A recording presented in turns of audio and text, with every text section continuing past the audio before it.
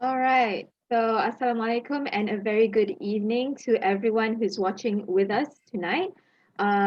For the topic of ANSARA Muda Career Talk Master Series Investment Industry.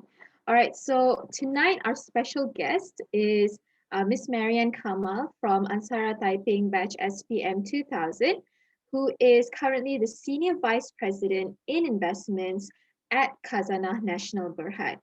Now, so for anyone who would like to have any questions, please, if you're coming from Zoom, please just put in your questions through the comment section and we'll go with that question at the Q&A session. And if you're coming from FB, so just put in the comment section and it will be the same. So in the previous week, we had a different format, but tonight we will be going back to the same format that we have been following from previous sessions, which is 30 minutes of the speaker session and later on reserved for the Q&A session. But with regards to the Q&A session, we would like to ask the audience to avoid from asking any sensitive questions that would directly relate to companies that are held or managed by Khazanah.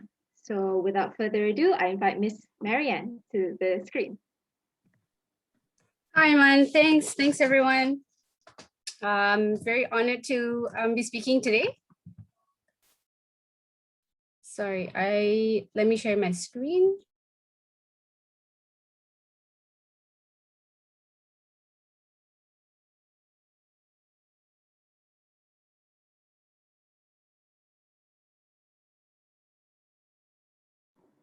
Is it all right? Okay, cool.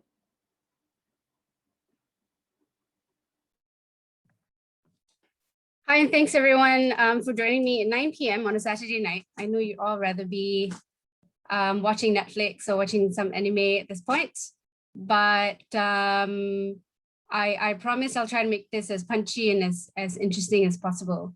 So when I was in Form 4 and Form 5, right, I didn't know what I wanted to do, because when someone would ask me, what's your ambition? What do you want to do? So the typical, because of the lack of information, the typical answer would be, I want to become a doctor or an engineer or an accountant or a politician or a business person, right? But no one exposed me to the area of corporate finance or investments. So I'm happy to be able to share with you my knowledge and experience in this area, and hopefully help you navigate your decision in deciding what you want to do after SPM. So this is the game plan. I'm going to tell you how I got here. I am now working with Khazanah National Berhad. For those of you who don't know, Khazanah National Berhad is the investment arm of Malaysia. It is not on MDB. It is not like EPF or PNB, because we don't receive funds from the government, so we don't receive funds from the public. But we invest for Malaysia, for Malaysians, and we return about R1 billion worth of dividends every year to the Ministry of Finance. Next, I'm going to tell you what financial analysts do, and then after I do that, we'll discuss if career investments is worth it. Now, if you think career investments is worth it, then stay on, and then I'll share with you what career options are available, and then also how to prepare yourself for career investments. All right, let's get straight to it. How I got here. Okay, this is a very important story. I entered MRSM Taiping in the year 1999. I was very clear, I did not want to do biology. So back at the time, there were only two choices. Yeah, there was only biology or accounting. So if you don't want to do biology, you have no choice, do accounting. Right? But accounting wasn't bad. What I really wanted to do was computer science. I think these days you have a computer science and IT stream, but back then you didn't. So okay lah, I continued my passion for programming on my own. I started coding when I was 10, and I loved it. And I really wanted to work for Microsoft at the time. My final thesis, my Form 5 thesis was, I developed a software, a learning math teaching software for K-12. So I did well in my trials, SBM trials, and received a scholarship from Mara to do a bachelor's degree in the US. So then I joined the ATU program in January 2001. I applied to 3 universities. Okay, so to go to the US, you need to do the SATs. And I think these days you can actually do the IB program and still get admitted. So I think it's either SATs now or the IB, but back then it was SATs. I applied to 3 schools. I applied to Cornell for computer engineering. I didn't get in, thank God. I applied to Carnegie Mellon for computer science. I was on a short list, and I also applied to RPI for information technology. So why information technology? So at that point in time, RPI was #1 in information technology. And that's because people realized that soon the public, a lot of people in the public will be using computer applications, but they realized that the programmers or the coders did not know how to speak the language of the people. So the clients are regular people who didn't know coding. So there's a communication gap between people who wanted their problems to be solved and the people who could solve them. Hence the creation of this line called information technology. So what they were trying to create, they're trying to create people who understood how computers work and understood how to program, but could also speak to regular people to be able to solve their problems. So I chose RPI because I felt that this was the perfect in between. I didn't want to be a coder that couldn't solve a problem, right? What's the point creating a software if it wasn't going to be useful? So hence IT. During my undergraduate, so it's a 4-year program. During my undergraduate, I managed to get an internship in Shell. And there I did some SAP work. But I had, and then when I was doing that internship, I realized that, hey, I may not want to just code. I may not just want to be a software developer, because when I was doing SAP, I was churning reports for Shell, for people in the front line. But I didn't know what the reports were used for.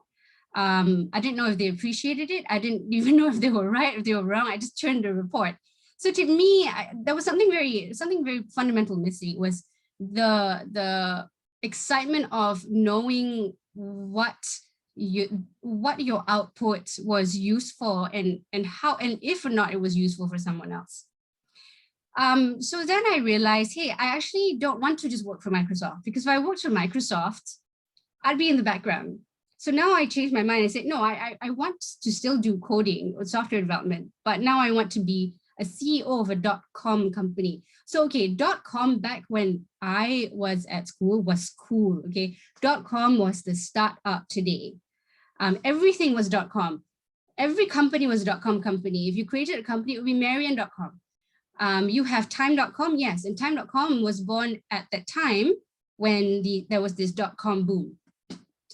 So finally, I graduated in 2006. I graduated BSc Information Technology with a minor in finance, because I realized that, hey, if I want to be CEO, I need to know the finance side of things.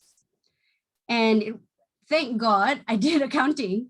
So suddenly switching and suddenly taking a finance minor wasn't a difficult jump for me. Then I got my first job in a startup. It was called Iparintis. It doesn't exist anymore. It was a startup specifically for Petronas. And I thought when I joined that startup, I had arrived. Like, this is my dream. I wanted to be in a startup, and one day I may be CEO of this company. But again, when I started working for the startup, I was also working in the background.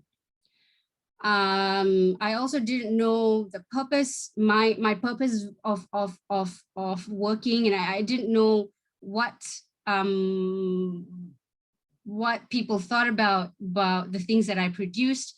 And still it wasn't fulfilling. So I realized, hey, no, I want to do something that will make an impact. It really doesn't matter what I did at that point. I just wanted my work to matter to someone, right? So I started looking for a new job, and this time I expanded. I decided, okay, done with the information technology side, you have a minor in finance, what can you do with that? So I applied to Accenture, I applied to Maybank, and also applied to Khazanah. To be honest, at that point, I didn't quite know what Khazanah did, but someone recommended I applied to Khazanah. So, okay, I just did. And I nailed the job. And I think I just managed to scrape it at the minimum, right? I don't know why they hired me, but I'm so happy that they did. And guess what? I've been there since. So I think it's almost 15 years now that I'm in Khazanah. And why am I there? It's because of the work that I do. And I'll tell you more about what I do. But really, I feel that, you know, back when I was in Form 4 and Form 5, you were to ask me then, what will you be doing? I wouldn't tell you I wanted to be an investments person. I couldn't tell you I wanted to be an investor, because it really didn't mean anything to me. And why I took the time to tell you the story from the beginning to the end was to simply to show you. And if you can see the pink stuff on my slide, it's really how my mindset changed from when I was in Form 4 to when I finally landed the job that I wanted, right? And basically is to tell you, if someone asks you today, what do you want to be? What will make you happy? You cannot define that in the form of an occupation, really. At Form 4 and Form 5, don't think, hey, I want to become a doctor and a doctor is all I want to be, right? Keep your options open. Sorry, or an accountant, because I'm speaking to accounting students, or an accountant, right? Don't have a fixed mindset. Think about instead, what would make you happy in the future? What you want to do? What do you feel like doing that will make you wake up every day? Okay, so hang in there. Now, when I joined Khazanah, an entry level, we're all called financial analysts or investment analyst. If you wanted to Google, you could Google either one. It would come up with similar definitions. Basically, what we do is we go through data, lots and lots and lots of data, financial data, non-financial data, economics data, just data. And really it's to come up with recommendations and business on how to support business decisions. These we call value creations, but also investment recommendations on whether you want to do a merger and acquisition, although all to create value. The main purpose of a financial analyst is to create value, right? The basic duties, you do financial analysis, market analysis, financial modeling, research data gathering, and anything and everything that is required to achieve the goal of the investment. And I mean it, right? So when I was an associate, that is a financial, I think 2 years into working in Khazanah, we were doing a deal and we were based out of Singapore. So, okay, back then we didn't have digital signatures. We still needed signatures on paper. So imagine we were working from Singapore. We needed signatures, we needed approvals from people who were in KL. How would we do that? So I literally carried a printer from KL to Singapore with different colored papers, because back then Khazanah had different colored papers with different colored or different types of approvals. So I, as the financial analyst, had to do that because that was my job. Even though it had nothing to do with finance or analysis, but we needed to get the approvals to be able to do the deal. And I'm the financial analyst, and I had to do that. I carried my printer from KL to Singapore. I carried extra ink just in case the printer ran out of ink, and I carried paper because we needed to write the approval paper, print the approval, and send it to our boss via email so that he can sign on it. And why couldn't he send an email approval? Because back then, email approvals were not an accepted form of approval. the auditors wouldn't accept an email approval. So we needed to make sure that whatever we did, we had authority to do. And so we need a physical signature. So the financial analyst, which was me, did it, right? What did I need to be doing all of this? The basic knowledge set is finance, accounting, and economics. And what is the kind of mindset, the skills that you need, quantitative skills, of course, problem solving abilities. And this is problem solving from how do you get an approval from Singapore, in Singapore from KL, that kind of problem solving. How do you get business cards printed out within 24 hours kind of problem solving? And then logic and communication skills. Why is communication skills important in financial analysis? Is because when you make a recommendation, you need to make sure that people understand what you're trying to recommend. And also you can convince someone that, hey, actually, boss, we need to make this investment. And we should make this investment because, it'll make us a lot of money. Now, different financial analysts do slightly different things depending on who they work for. So if you can see on my slide, on the right-hand corner, are different types of companies, of funds that work with companies at different stages. So Khazanah works like a private equity. We look at companies that are growing or expanding, or companies that have issues and are turning around. And you know who they are. We are not a venture capital. We don't do early stage, or we don't do seed, because we don't understand that part of the business. And at the lower side of my slide, I show you different types of value creation, venture capital, expansion and growth, and buyout, and what a financial analyst would need to consider when they look at companies in those areas. Now, is the career investments worth it? Yes, it is long hours. We work all the time. I was working I was on a call just before I got onto this chat. It is highly stressful, but you know what? I love it.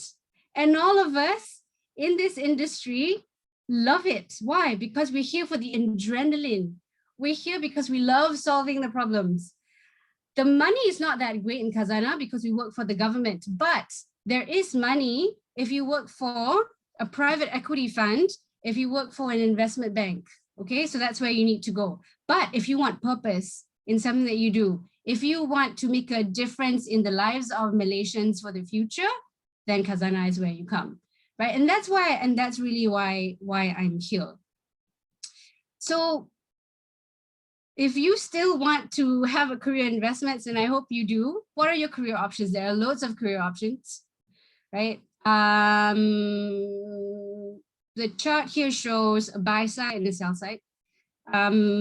Buy side just means the institution, the corporates, people who need value to be created, and the sell side are people who are selling this value. For example, the banks, they assist you in doing transactions. They link you up with buyers or sellers. They link you up with information. They help you with due diligence and transactions advisory. The money is in anywhere in private, not in government. But if you want purpose, you join government, right? And really, do you need to think about this when you're in Form 4 and Form 5? No. You have 4 years to decide which part of this circle that you can join. So just enjoy just exploring and finding out who you are, what your beliefs are, and what you want in life. And then at the final year or actually not final year, in the third year, then you decide which area, if you want to be in the buy side or sell side, which area of corporate finance you want to be in. Here I have a list of resources which you can go to if you want more information. I won't spend a lot of time here. You need to do this yourself. You need to explore, you need to find out where you want to be depending on your purpose. Now, how do you prepare for a career in investments? The typical qualifications is accounting, finance, and economics. But I won't say that people from engineering, computer science, like myself, cannot get into investments. My managing director, Dato Sharil, is a lawyer by training, and he is the MD of my company. So, hey, I guess anyone with an interest and with the business acumen can have a career in investments. Certifications, typically at CFA, is nice to have.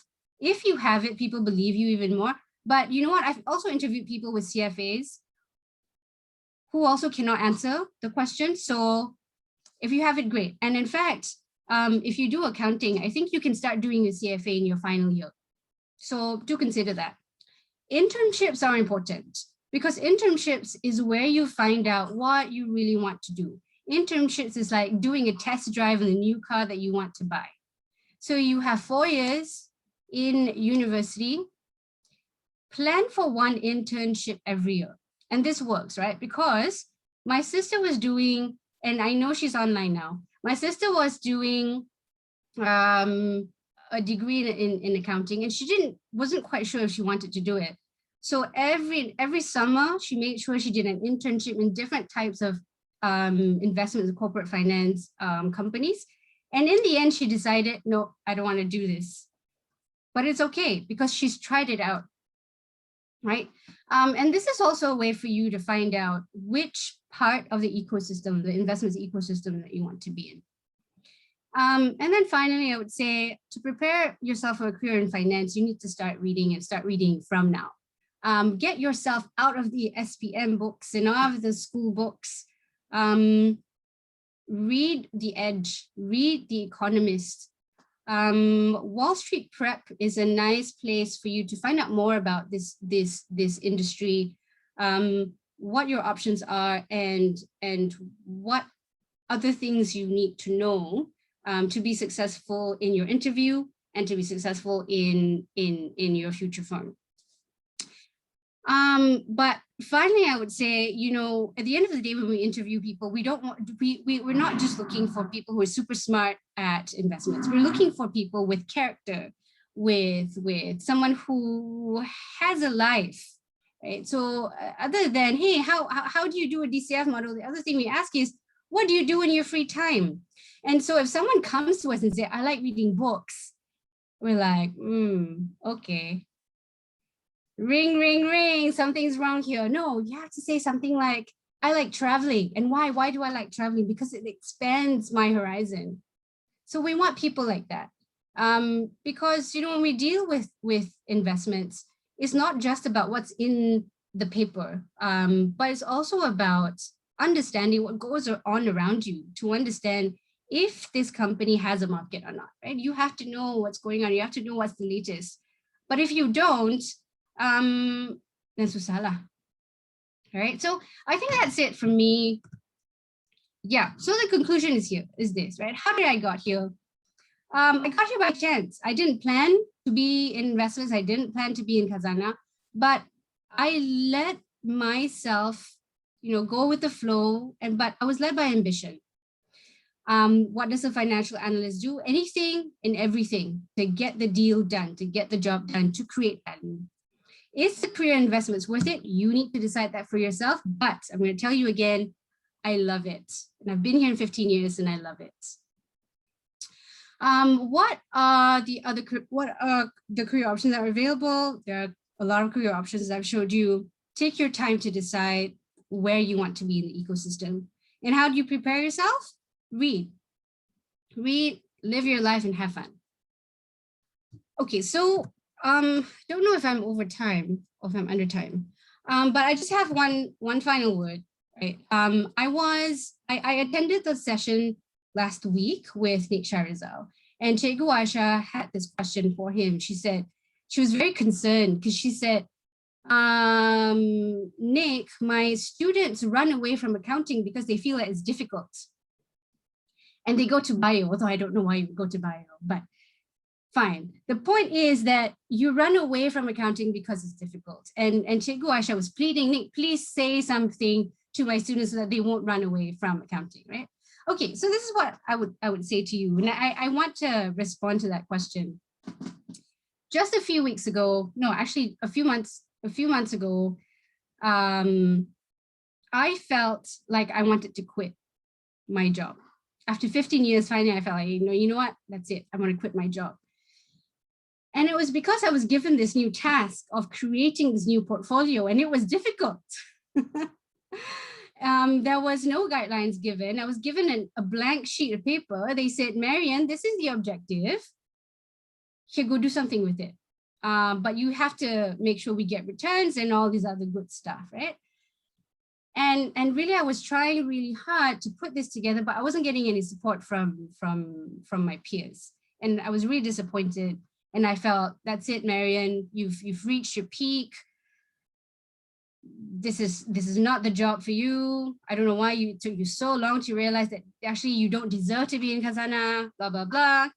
Let's look for a different job. So I was ready to open up a cafe.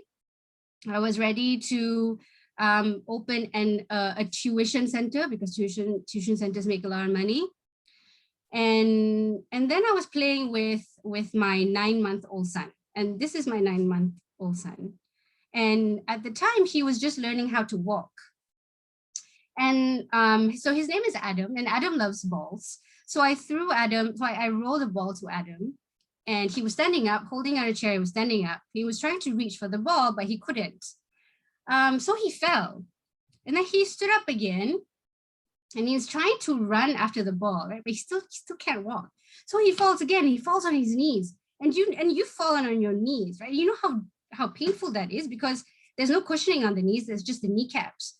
So he falls on his knees, but he gets up again, and he still goes after the ball because he really wants the ball.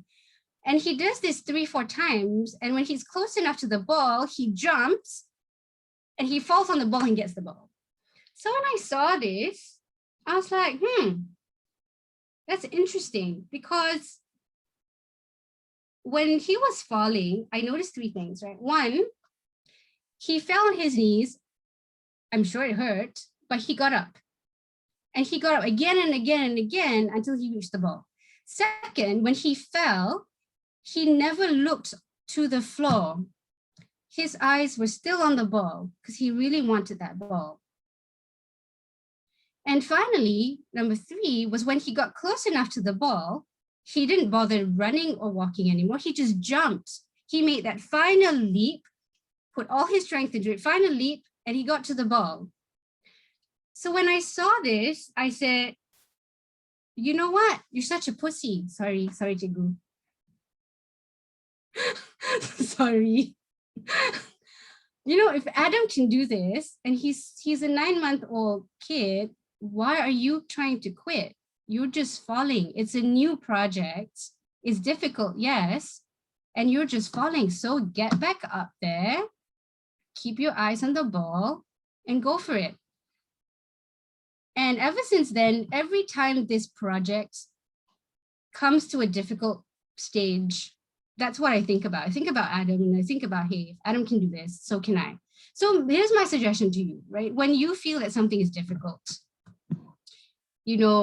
think about your 9-month-old self when you were trying to walk and when you fell on your knees because you were still learning how to walk. Now, and just think, if you had given up at that point in time because it was difficult and because it was painful, would you be running today? Just think about that.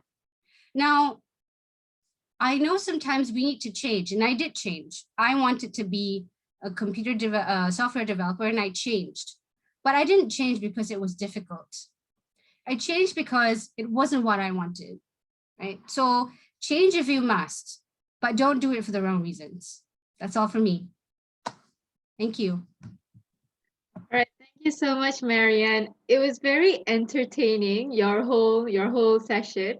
And honestly, it was very engaging and humble. I honestly thought that I think everyone who watched tonight will feel very connected to what you've given today.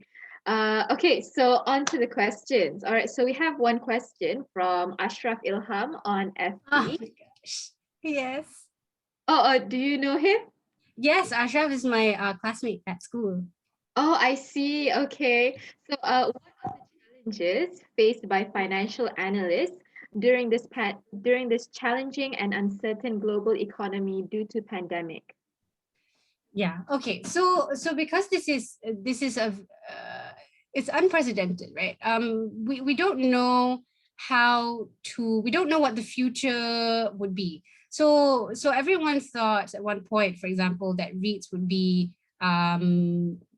everyone thought at one point that REITs would be the most stable investment to make um, during any pandemic. But in this pandemic, we see that hey, people are actually moving out of offices and fixed spaces and moving into their homes, that REITs now become invaluable or risky. I wouldn't say invaluable, but I would say risky. So I guess every time there is there's these things, sometimes you need to throw the things or the things that you think you already know from the lessons of the past out the window. And you need to stretch yourself and think about, okay, what would the future be like? And if the future was going to be X, what bets would I make today? So I guess the difficulty is how do you make it, how do you make your financial models on what basis, right? And how do you measure the risks? It can go, how long will we be in this lockdown period? How long would this risk extend? And then after that, would things go back to normal? Can we use the same assumptions that we did in the past, or do we need to change?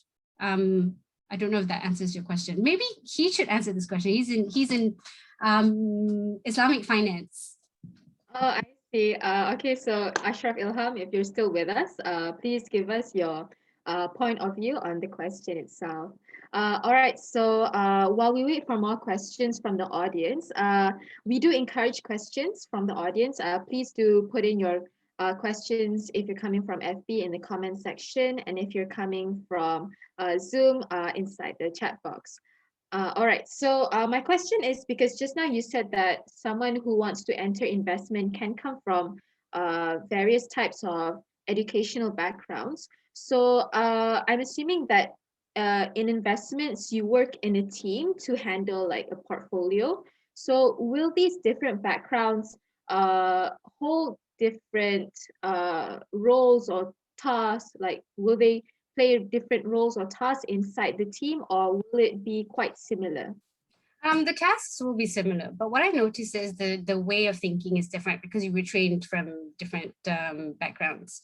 Actually, so if you join an investment firm, everyone will go through a training process just to make sure that everyone is on the same page with in terms of financial knowledge and the other stuff that legal knowledge and the other stuff that you need to have.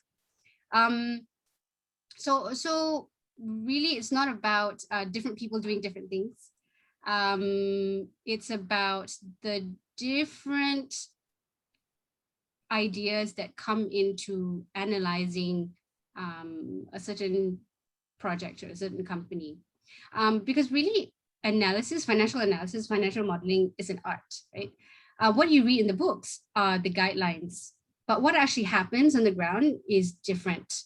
And different people have different ideas on how to treat, even in accounting, different people have different ideas on how to treat a line item. And it's the same with investments. All right. Thank you very much. Okay, so another question from FB from Mansha.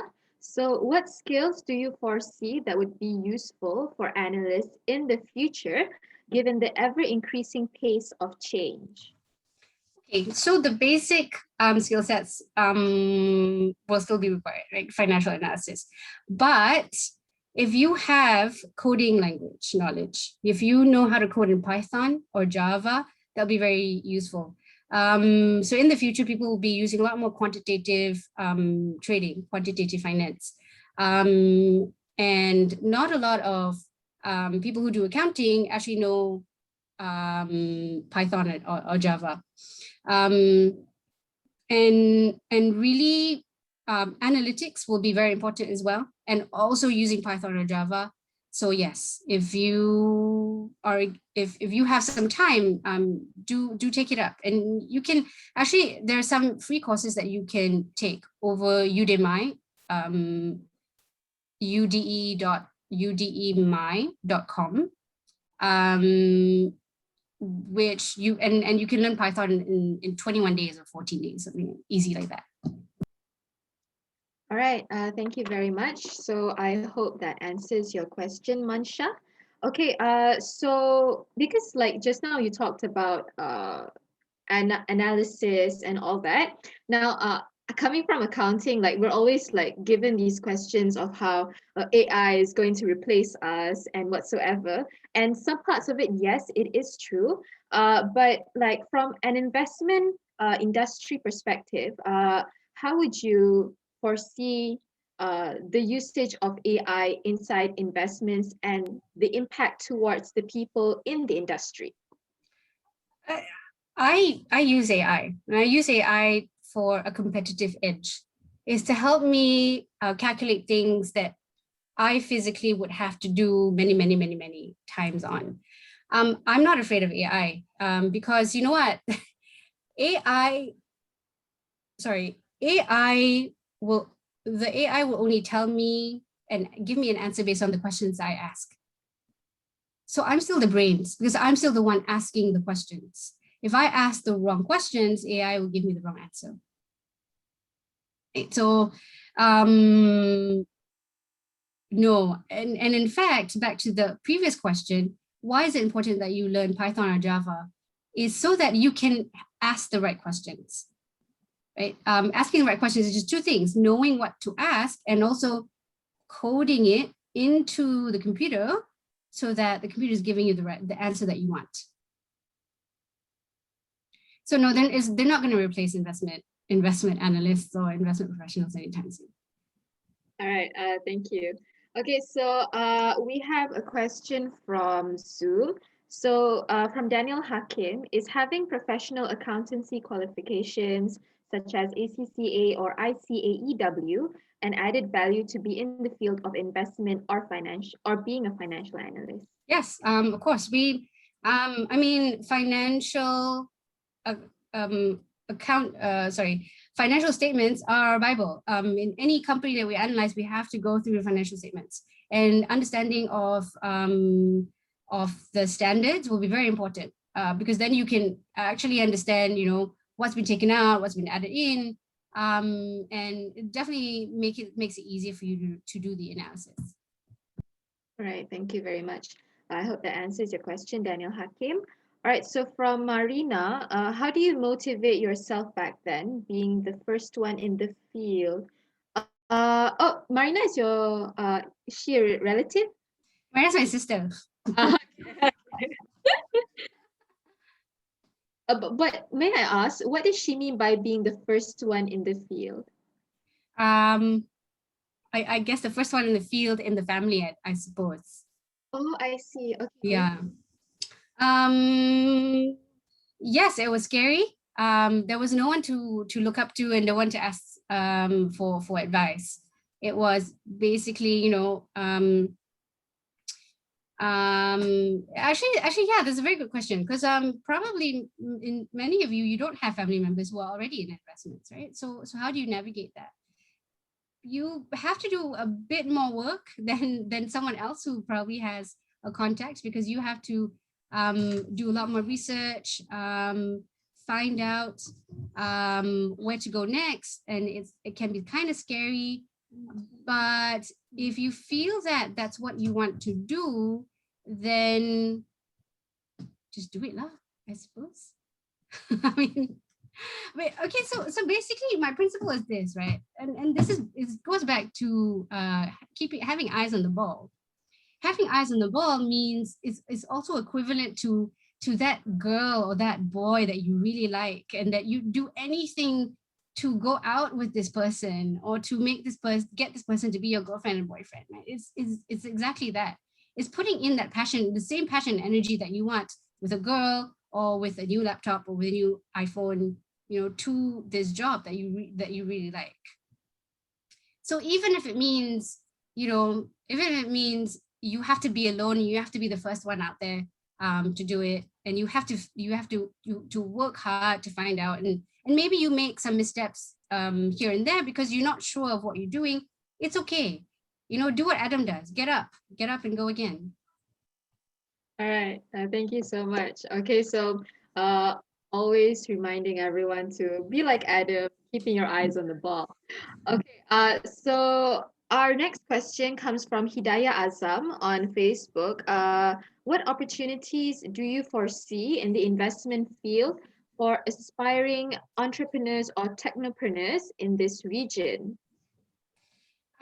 Okay, so if you're an entrepreneur, then you should really go into a VC fund. VC funds supports entrepreneurs, and VC funds is a lot more about understanding or understanding the entrepreneur psyche more than understanding the business psyche, because half the time things that go through VCs don't yet exist, right? So how can you tell if this company is if this idea is going to succeed or not? And really it's about having faith on the entrepreneur more than the idea. So yes, it's always a career for you. That's look for a VC, venture capital. All right, thank you. If you want to work with a government agency that also does that, try to work for Endeavor or Magic. Yes. Okay, so I hope that answers your question, Hidayah Azam. All right, so our next question comes from Danish Ayman. Investment in startup is risky. Yes, it is risky. So what do you see before making decision to make an investment to startups? Okay, so we don't invest in startups, but people who invest in startups, like I said previously, depending on the stage, the startup stage, right? If it was a seed investment, if it was a seed startup, there's really nothing to compare the startup to. That'd be difficult. What you are betting on is really, you're betting on the entrepreneur, and having the entrepreneur having the right knowledge in the area, and also having the right attitude to bring the company to success. But yes, startup investments are very risky. You see a lot of people getting burnt by investing in startups who IPO'd a bit too soon, right? Because there could be something, there could be a change in the market, or something in the business that people didn't see before. So this is where your general knowledge comes in handy. How much faith you want to put into the startup depends on how much you know about the industry that the startup is in. So for example, there's this startup, I forget the name, but the startup invested in a lot of co-working spaces because at one point in time they thought, okay, co-working spaces will be the next big thing. But it didn't succeed, right? Because COVID happened, people started moving out, people started staying home instead. And people are questioning, hey, my subscriptions to co-working spaces, are they useful anymore?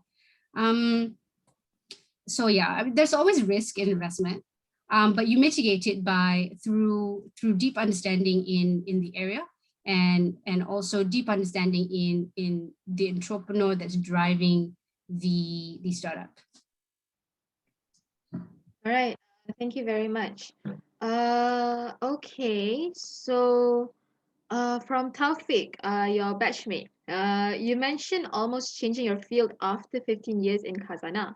So is there such a thing as it's too late to change? That's the first question. So because he's saying that there are late bloomers who switched job or field and made a great leap. So what's your thought?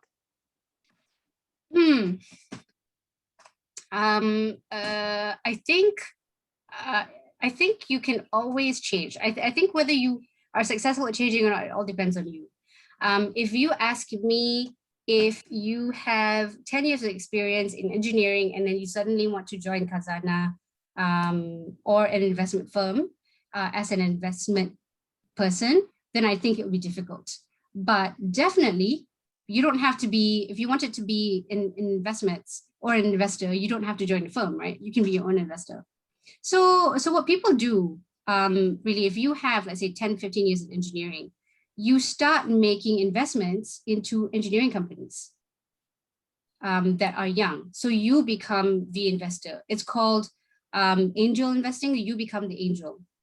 Because again, you understand the industry, right? You understand engineering and you understand the industry they're in. Who better to support them, and who better to know whether they're going to fail or succeed rather than you. So that's how you make the change.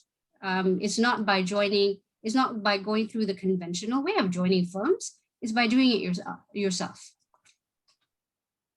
All right, thank you very much. Okay, so from Fazlan, is proficiency in Excel important in investments? If so, how early would you suggest high school students to explore Excel and be familiar with the software?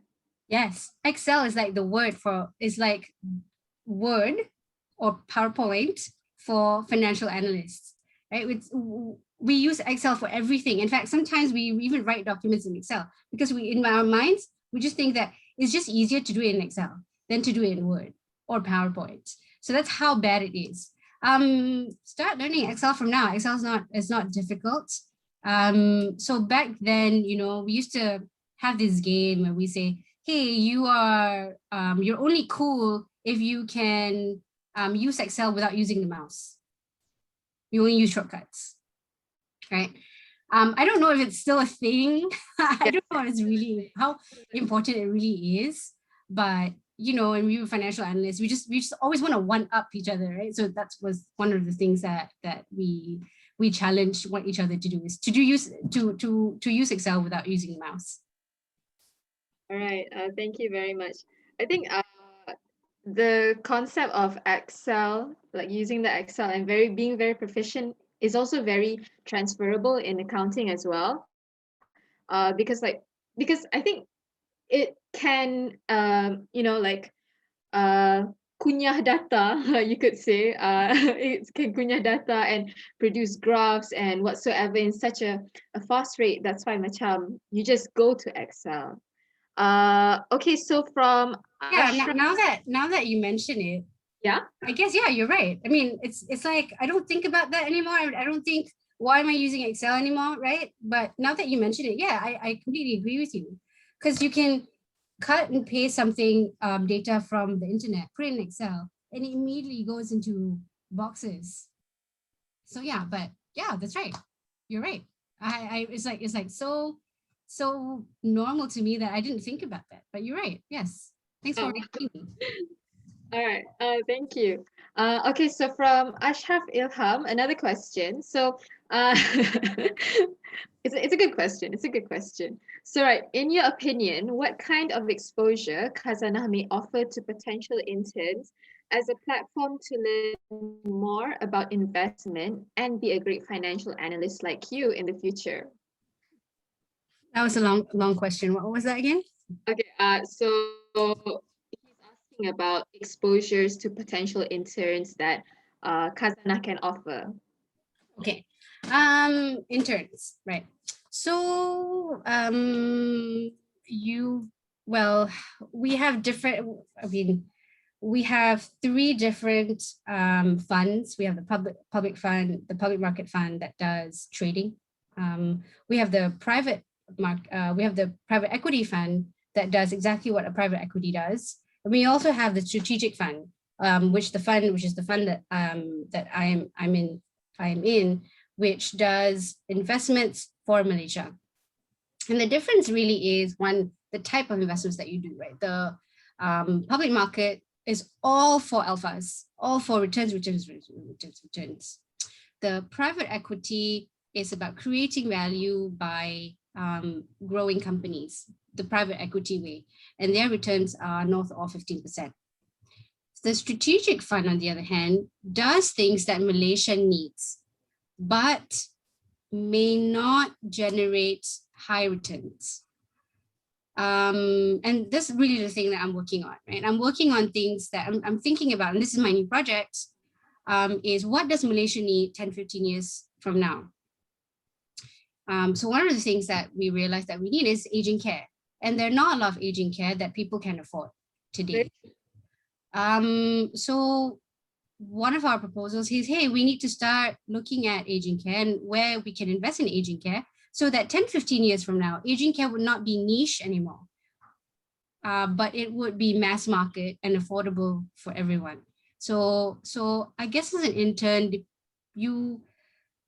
if you get to do an internship with us 3 times, you get to taste each one of these funds and the different ways that we work for different purposes. The other thing that you get exposed to is sometimes you get exposed to, you can meet people from the ministry, because we do that a lot in our engagement, at the ministries or basically people in the government, trying to convince them, negotiate with them of some of the things that we do, which I won't mention. I hope that answers the question, Ashraf.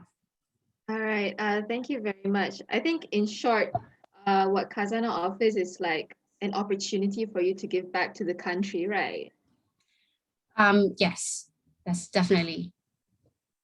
Okay, so we have a question, but it would like to be kept anonymous. So what are the risks in this career? And it states that has, analysis made, had an error or been wrong or like caused loss? I think yes, but could you like talk to us? What are the consequences? Okay, the highest risk is probably confidentiality. When you share too much and share things that you shouldn't share. We've had to let people go because they didn't heed to the confidentiality rules. Second is, what if you made the wrong analysis? So like I said, analysis is art, right? Unless the mistake was really unacceptable. You were supposed to put a 1, but you put a 10 instead. Or you were supposed to put 10, but you put 100 instead, right? Then if that was the case, then yeah, I think you would be called in for a very for a very stern chat. But otherwise, how can you say that one made a mistake in investments, in the analysis? If you had calculated the right way, but you've put in your opinion to say, hey, I don't think the beta should be 1, I think it should be 0.5, and that's very subjective, right?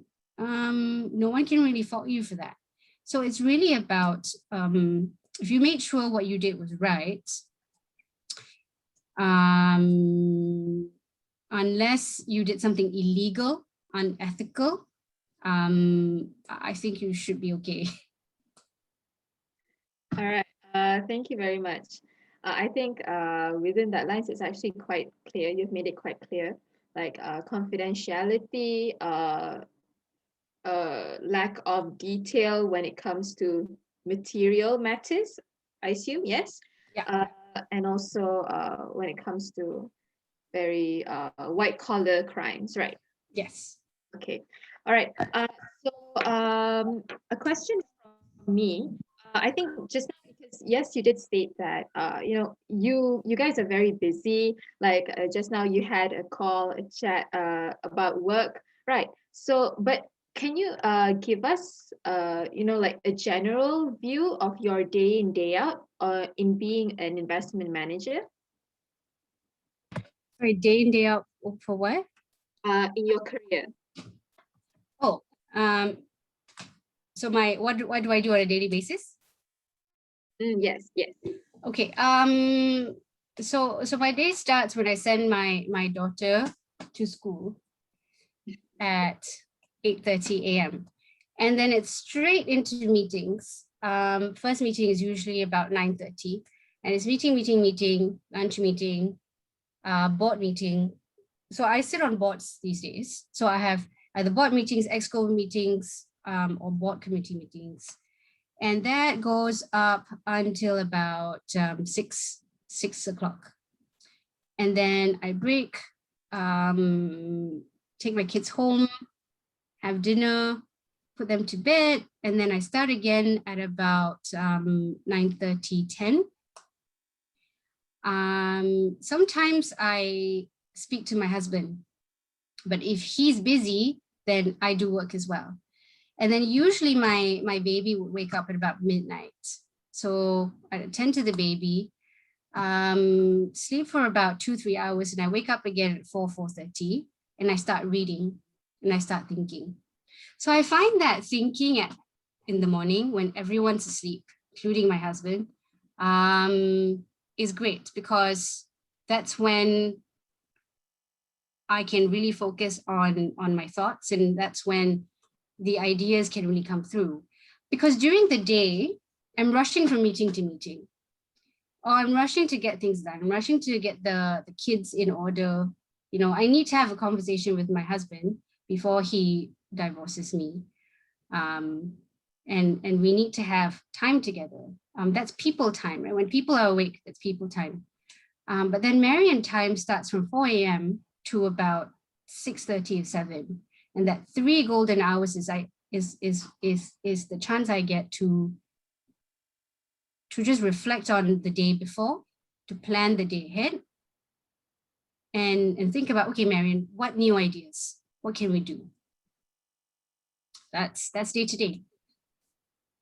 Thank you. But you know, after all of this, I still say I love my job, right? And it's okay.